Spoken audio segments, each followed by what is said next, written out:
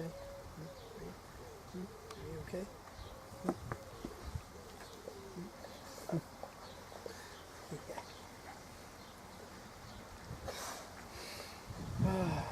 How's that?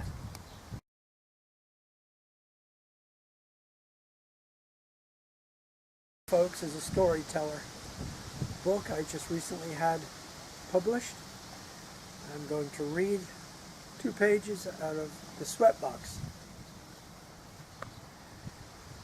The wounded eagle is said to fly in the midst of mountain scenery as if by instinct, in direction of their birthland.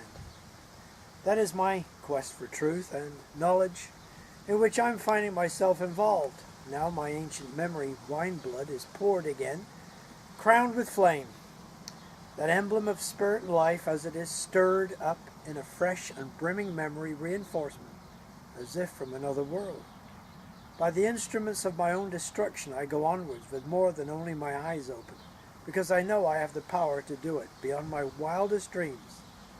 I lower my head down in defeat only to lift it up later, so I relax alone to feel again and to write some of my earlier generations. I asked doctors when I was hospitalized what conscious memory is and what knowledge is. The vast bulk of consciousness is non-cerebral. It is the sap of your life. That answer was thrown at me, and I'm still at a loss and have no idea what the hell it all means. A dual circuit of energy, positive and negative. My brain tells me that much. I have a polarization of the vital creative activity, known as memory stones, that do wedge in your brain machine, called the unconscious. Mine have been dislodged due to psychic interaction and spontaneous growth. My normal memory magnetic unconsciousness has amazingly allowed me to escape neurosis. There's a snake in the grass in all religions of mankind, because they cannot enjoy any satisfaction in what they have, because of the absurd inclination they are possessed with for what they have not. So they bend all their ambition to excel in what is out of their reach.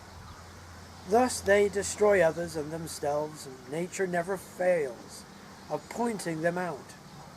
Nature does nothing in vain. The creatures of the universe has appointed everything to a certain use and purpose, and determined it to a settled course and sphere of action. When a dog is hunting in the thick forests, and by chances comes to a place where 3 tracks meet, he first scents the one and then the other, and perceiving that game is not game by any of those 2 ways, he throws himself swiftly forward in the third, without such a particular application of his nose, which is an evident argument that he makes use of the like choice we ourselves should do. Christians, to have too proud an opinion of themselves, they set a greater value on humans, nature, than suits with reason. The asset of all these things were made for man, and style him Lord of his fellow creatures.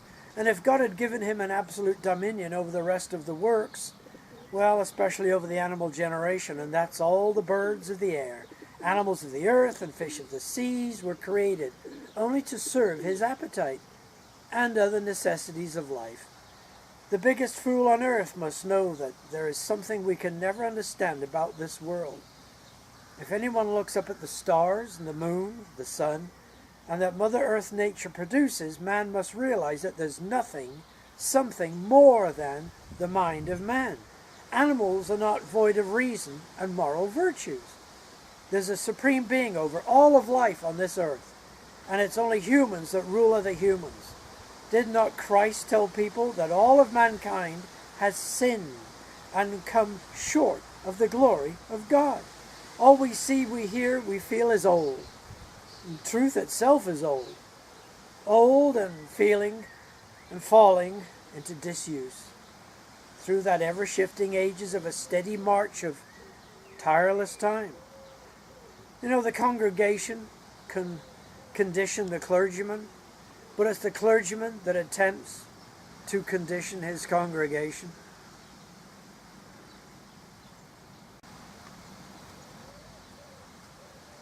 Okay. So near and yet so far. What matters where he is? Here as there, let me be. Well, where oh where did the outlaw go? And leave to us no sign or trace. The next time he passes, we must all call out, "Whoa!" before we all go to some other place.